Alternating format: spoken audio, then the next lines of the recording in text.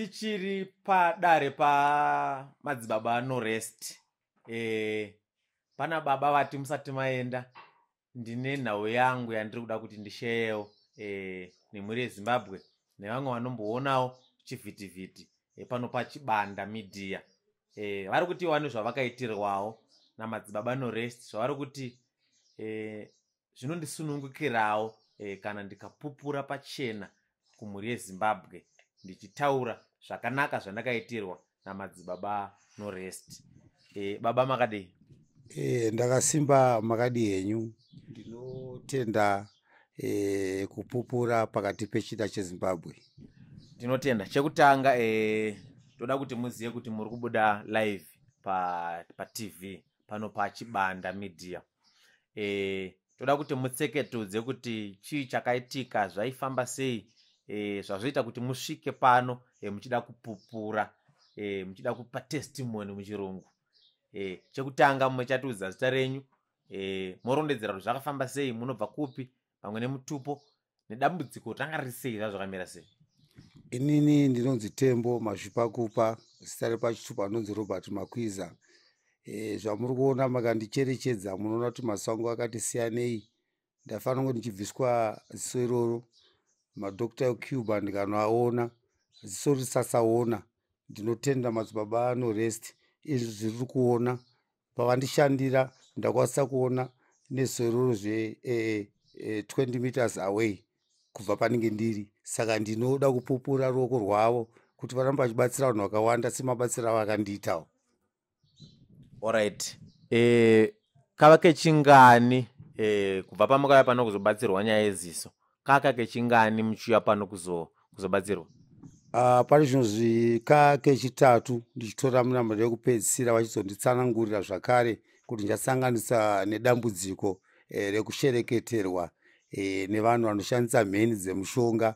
Saka dambudziko ndakariona, muti weparuvanza wakatsemuka, mawindo akatsemuka asi hapana akakuwara. Saka ndakaona kuti ruoko rwavo rune simba.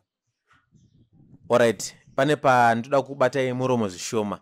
Matimimi mauya kuzobatsirwa nenyaya yeziso renyu rairwadza.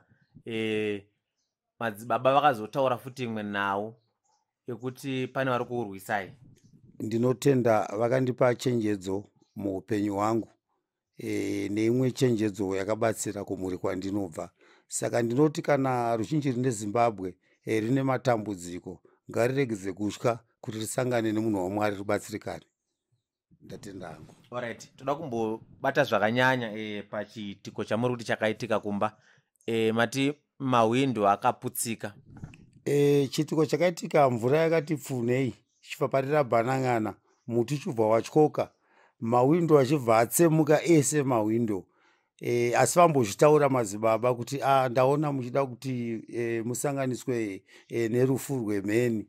Saka chiitiko chakaitika vakandipa minamato yavo ndikanocherera pamba. Saka izvo zvakandibatsira bhozi zvakaitika asi hazvina azvakakuwadza. Saka ndinoti ndotenda madzibaba enoresi nekubata kwakanaka kwavanotumwa naMwari. Nyaya iri kutaurwa panapa inyaya inoshamisa uye nyaya inotyisa.